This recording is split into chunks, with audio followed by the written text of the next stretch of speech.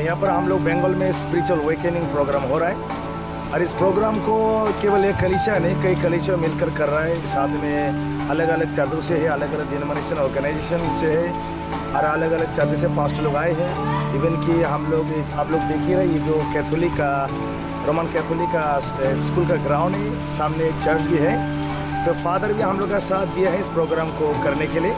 तो अभी आज हम लोग का पहला दिन है, तो अलग अलग जगहों से लोग आ रहे हैं। तो हम विश्वास करते हैं इस प्रोग्राम के द्वारा इस वेस्ट बंगाल में बहुत सारे मंडली में जागृता आएंगे। इसलिए प्रोग्राम के नाम स्पिरिचुअल अवेकनिंग प्रोग्राम रखा है। और धन्यवाद आप सबका प्रार्थना कोऑपरेशन के कारण हमारे दोस्त लोग के लिए दोनों का प्रेयर फिनेंशियल से हेल्प कर पाया और इसके कारण इस प्रोग्राम को हम कर पाए।